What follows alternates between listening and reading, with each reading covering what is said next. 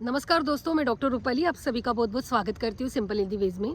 तो दोस्तों, beauty and fitness video series के वक्त आप लोगों ने मुझे क्वेश्चन किया था, मैडम कोई वीडियो वज़न बढ़ाने की भी बनाए। तो यस, आज की वीडियो वज़न बढ़ाने की है, और वो भी बिना किसी सप्लीमेंट के बगैर और बिना किसी केमिकल बेस्ड मार्केट प्रोडक्ट के बगैर।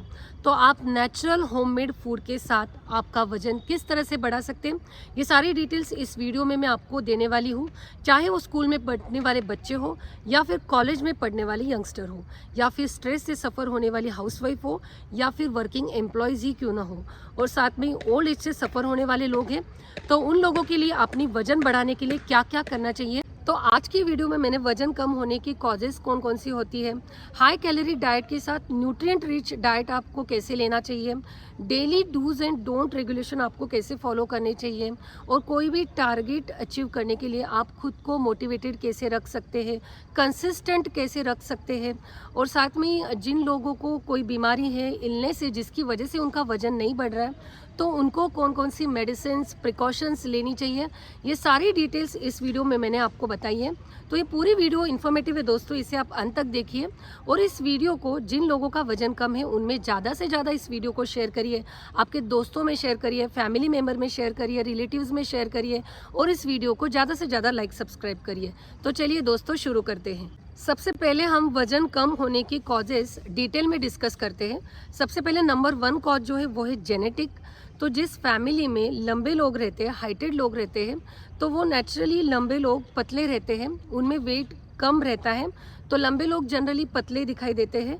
तो उनमें जो पतलापन रहता है वो हेरिडिटरी रहता है, जिसको हम फैमिली इनहेरिटेंस बोलते हैं।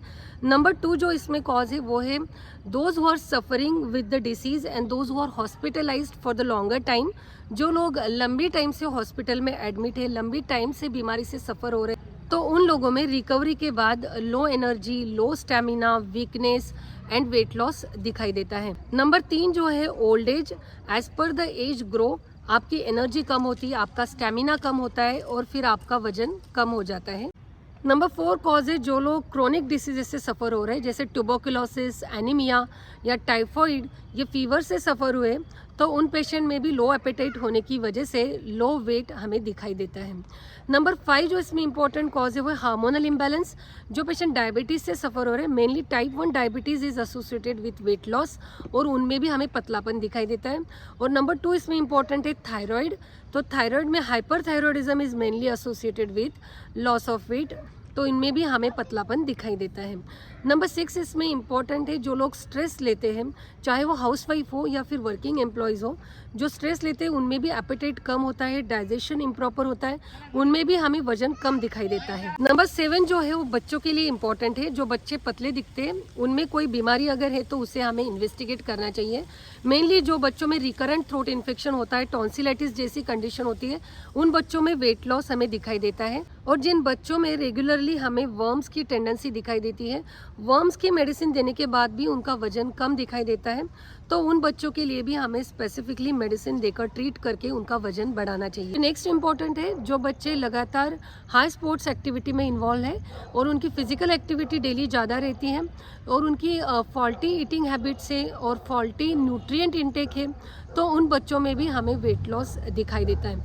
ये थी सारी वेट लॉस की या वजन कम होने की कॉजेस। अभी मैं आपके साथ इसकी do's and don't, proper rules and regulation discuss करना चाहती हूँ। तो चलिए अभी मैं आपके साथ वजन बढ़ाने के कुछ रूल्स एंड रेगुलेशन डिस्कस करती हूँ। सम डूज एंड डोंट आपको कंसिस्टेंटली रेगुलरली फॉलो करने चाहिए। तो आपको एक proper nutrient based high calorie diet regularly और कंसिस्टेंटली लेना चाहिए, जिसमें आपको protein, carb, fats, vitamins, minerals, iron, calcium, magnesium सारे डेली इंक्लूड करने चाहिए आपके डेली ईटिंग में। आपकी ईटिंग हैबिट्स प्रॉपर होनी चाहिए। आप प्रॉपर टाइम पे मील लेंगे तो वो ज़्यादा बेटर होगा। मॉर्निंग का आपका शेड्यूल कैसा रहेगा, आफ्टरनून का शेड्यूल आपका कैसा रहेगा, इवनिंग में आप क्या खाएंगे, उसका एक आप प्रॉपर टाइम टेबल बनाइए और उसको आप प्रॉपरली फॉलो करिए। सबसे पहले इम्पॉर्टेंट है वजन बढ़ाते वक्त आप आपका एम ये रखिए कि आप एक हेल्दी बॉडी अचीव करेंगे, जिससे आपकी मसल की स्टेमिना, स्ट्रेंथ, टोन अच्छे से बना रहे और आपका फोकस बिल्कुल भी ओबेसिटी या मोटापन की ओर ना हो। तो रेगुलरली आप हाई कैलोरी डाइट के साथ nutrient rich diet regularly on the time लेंगे और एक बार डाइट फॉलो करना शुरू करने के बाद उसको बीच में छोड़ेंगे नहीं। नंबर 3 इसमें इंपॉर्टेंट है, डेली डाइट के साथ आपका regular workout, regular exercise is also important. इसमें आप रेगुलर जिम कर सकते हैं, साइकिलिंग कर सकते हैं, एरोबिक कर सकते हैं, जुम्बा कर सकते हैं, yoga and meditation also you can do. और ये वजन बढ़ाते वक्त सबसे इम्पॉर्टेंट है कैलोरी मेजरमेंट ऐप। तो आपको आपके मोबाइल में ये ऐप भी डाउनलोड करना चाहिए। कभी कभी आपका कैलोरी इनटेक और आउटटेक का चार्ट अगर प्रॉपरली मैच नहीं हो रहा है तो भी आपका वजन बढ़ता हुआ हमें नहीं दिखाई देता है।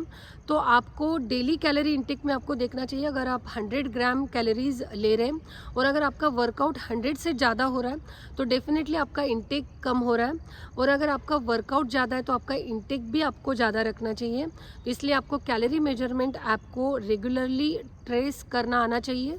तो चलिए अभी मैं आपको वजन बढ़ाने के लिए आपका डेली ईटिंग स्टाइल सुबह से लेकर रात तक कैसे होना चाहिए एकदम सिंपल मैं आपको बताती हूँ। सुबह उठने के बाद आप सोक्ड आलमंड्स या सोक्ड पीनट्स खा सकते हैं। अगर आप नॉन वेजिटेरियन है तो आप उसके साथ 2 बॉइल्ड एग्स भी खा सकते हैं। फिर आफ्टरनून की लंच में आप रोटी, सब्जी में स्पेशली आप नॉनवेज इंक्लूड कर सकते हैं, स्प्राउट पल्सेस इंक्लूड कर सकते हैं, पनीर, आलू की सब्जी इंक्लूड कर सकते हैं, उसमें आप बनाना भी इंक्लूड कर सकते हैं। और रात के डिनर में आप रोटी सब्जी के साथ चावल भी इंक्लूड कर सकते हैं। और जो बच्चे हाई स्पोर्ट्स एक्टिविटी में इन्वॉल्व हैं, जिनकी डेली फिजिकल एक्टिविटी ज़्यादा रहती है, तो उन बच्चों का एनर्जी, स्टैमिना बढ़ने के लिए उनकी प्रॉपर ईटिंग हैबिट्स होनी चाहिए। डेली उनका प्रोटीन इंटेक बहुत ही अच्छा होना चाहिए। डेली डाइट में उनको प्रोटीन बेस्ड फूड लेने चाहिए, स्प्राउट्स लेने चाहिए, नॉनवेज ले सकते हैं, meat, fish and eggs, sprout, paneer daily उनको इंक्लूड करना चाहिए, जिससे उनकी muscle energy, muscle fitness, muscle stamina बना रहे। तो चलिए मैं अभी आपके साथ डिस्कस करती हूँ जो लोग कोई बीमारी से सफ़र हो रहे हैं तो उनके लिए कौन कौन से मेडिसिन लेने चाहिए। तो मैं अभी आपके साथ नंबर 1 डिस्कस करना चाहूँगी, जो लोग ग्लैंडुलर इन्फेक्शन से सफ़र हो रहे हैं, जिन बच्चों में लगातार रेगुलरली हमको टॉन्सिलाइटिस जैसी कंडीशन दिखाई देती है, तो उन बच्चों के लिए बराटा कार्ब 200 या 1 mg की एक डोज 15 दिन की गैप में लेनी चाहिए, या फिर कोई कॉन्स्टिट्यूशनल होम्योपैथिक मेडिसिन भी ये बच्चे यूज़ करते हैं। तो उन बच्चों की ग्लैंडुलर स्वेलिंग की समस्या डेफिनेटली कम हो जाएगी और उनका वजन बढ़ना शुरू होगा। और जो बच्चे रेगुलरली वर्म टेंडेंसी से सफ़र हो रहे हैं तो उन बच्चों में एंटी वर्मिसाइड लेने के बाद भी उनकी वर्म्स की कंडीशन बनी रही है और उनका वजन कम है, तो उन बच्चों के लिए होम्योपैथी की सीना 200 की मेडिसिन दिन में 2 बार लगातार 1 महीने से लेकर 3 महीने तक लेनी चाहिए।